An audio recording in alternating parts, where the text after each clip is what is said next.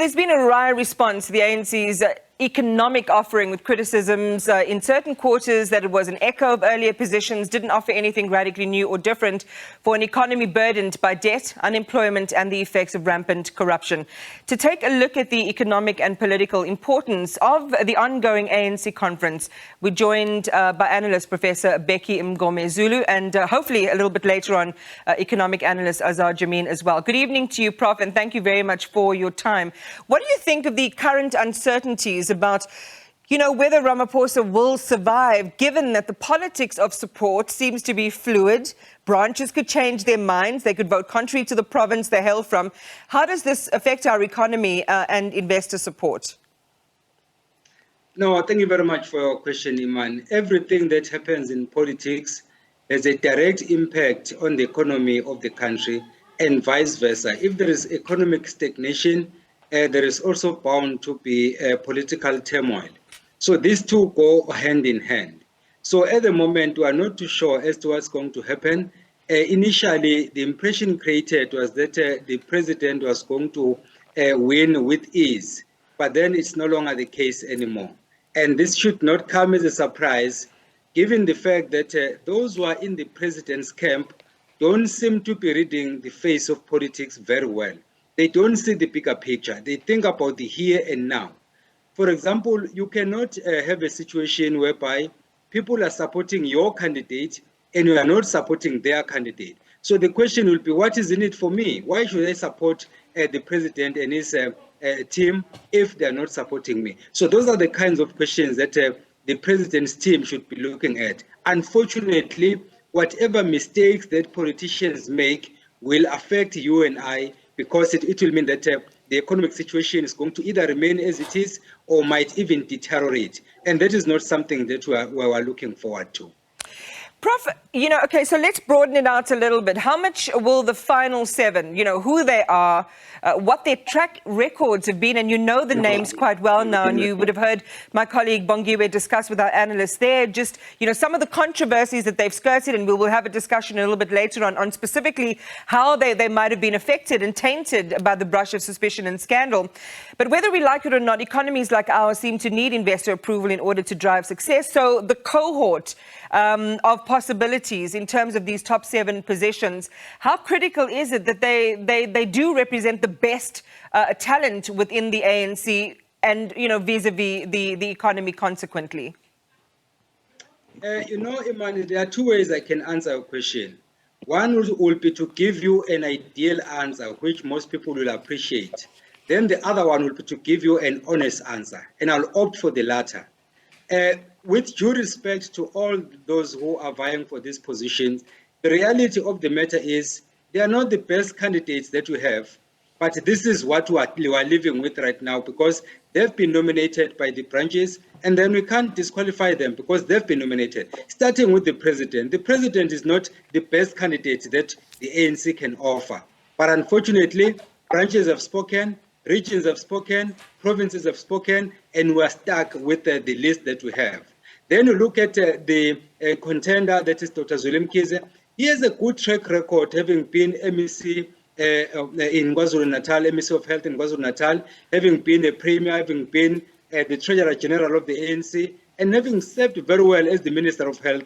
But then, of course, the digital vibes struck, and then he did the honorable thing and resigned voluntarily without waiting for the step-aside resolution to be invoked. So as much as there are things that he has not done well, but at least there is something honorable that he did, which the president was not able to do. Then if you come to the deputy president position, of course, some would say some of these candidates, the likes of Ronald Lamola, has not been in cabinet for too long, therefore he might be less tainted. But then whether he's in fact the best candidate, I'm not too sure. And then we have the likes of Paul Mashatile. He has been in government for a very long time, both provincial, national, Lutule House, and all of that. So there is political package that it comes with. So it can go all the way up to the Treasurer General. There is something good about each of them, but of course there is also the negative side of it. It just depends on which side you want to emphasize. But the reality of the matter is these are not the best candidates, but under the circumstances, These are the candidates that we have, and we have to choose from amongst them. Got to cut the suit to fit the cloth, I think is what you're saying. Dr. Azar Jammine, welcome to you. I want to bring you in. Azar Jammine is Chief Economist and Director of Econometrics ZA. Interestingly, the Finance Minister, Godongwana, says he's not ultimately concerned about who wins the party because whoever does would pursue the party's macroeconomic policies and their fiscal policies.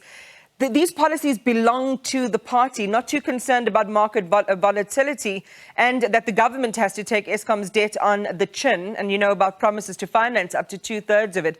How important was his address, Azar, in terms of neutralizing uncertainties in the markets and among the investor community? Is this Godongwana as opposed to Ramaphosa? I was talking about Godongwana's address yesterday. Yeah. I think that Godongwana has tried to appease the investor community by sending the message that the National Treasury is likely to stay on its path of fiscal rectitude, and irrespective of what is decided upon at the ANC National Elective Conference. And to that extent, I suppose it was a damage control exercise. I don't know that it will completely remove the uncertainties that exist. Even if President Ramaphosa is re-elected for another 5-year term, there is a lot of concern, I think, at the incredible discrepancy that there is within the ANC regarding which faction to support and whether to support Ramaphosa.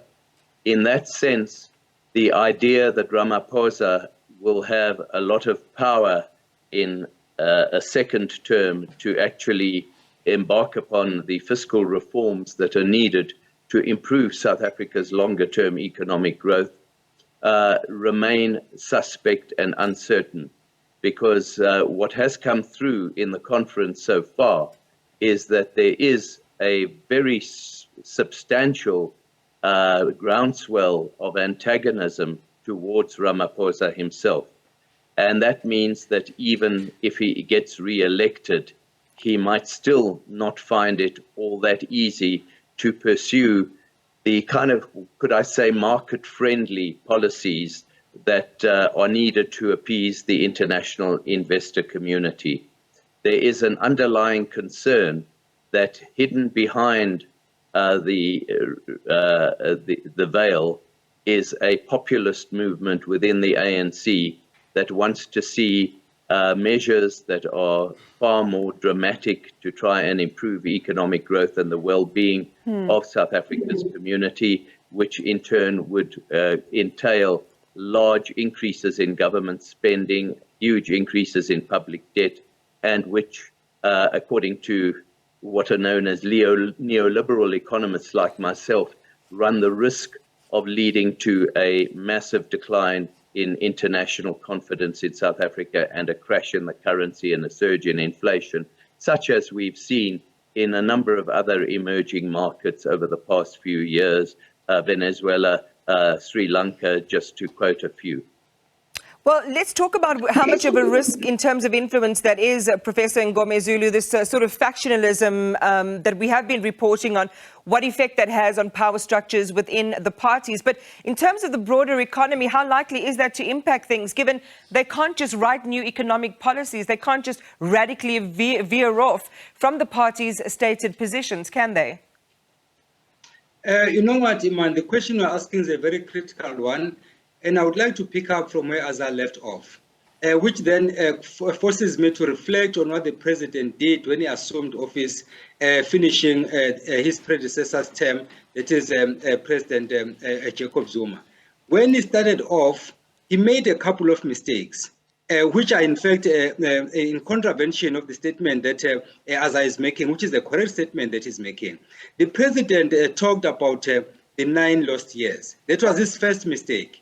And then the question was, where was he? Was he not the deputy president of the ANC? Was he not the deputy president of the country? That is just one area. Then secondly, and most importantly, he talked about the so-called New Dawn. If you listen to what Azar is saying, he is on point. You cannot talk of a New Dawn if you are coming from the same organization, implementing the same policy positions. That is why before an elective conference, you have a policy conference. The idea is that you have to agree on the policies that we are going to implement in the event that you emerge victorious in an election. So that is where also the statement by Godongwana comes in that, in fact, it shouldn't matter who emerges victorious ordinarily, because you'll be implementing the same policies. Yeah. But because of the factional politics within the ANC, people are projecting themselves as the savers and messiahs, when in fact they are going to do the direct opposite. Lastly, are we better off now than we were under the former president? The answer for me is an emphatic no. Look at the stats. They will give you substance to what I'm saying. Well, I want to turn our attention in this closing, Azar, with you, and we look at the centrifuge of our economy, Eskom. Announcement yesterday, a minimum of 4 soldiers will be deployed to the power stations, which are under threat of sabotage, theft, vandalism and corruption. I think we have some slides and some graphics to share with our viewers as well. Majuba, Camden, Grootfontein and Tutuka, all incidentally in Mpumalanga. We have heard from technical experts that there is a misdiagnosis on how to arrest the threats. What are your views on how this move strengthens or weakens government's position? On the face of it, I would have thought that the move does strengthen government's hand, because we have been told on numerous occasions in the last few months that it is theft and vandalism and sabotage that has been causing these unexpected, unplanned outages that have led to increased load shedding. I read this morning that Andre de Ruyter himself had suggested that the extent of criminality has been such as to increase the level of load shedding by 2 stages as a rough estimate. The problem that I have listening to other experts is that there are questions as to whether, 10 soldiers at each power station have the knowledge and the capacity to actually deal with many of these instances of vandalism, that in fact a lot of these instances involve having intimate knowledge of the way in which these power stations operate, which soldiers from out of the blue really would not be particularly well versed with. So there are many questions to be answered with regard to how efficient the allocation, the mobilization of Defence forces at Eskom power stations can really be. Is it a psychological ploy? If that is the case, then maybe there might be some merit in it. But from a practical point of view, there is no certainty that it will put an end to the vandalism and the disruptions and the unplanned outage that we have been seeing. Professor Bheki Mngomezulu and Dr. Azar Jammine, thank you for your time. Much appreciated.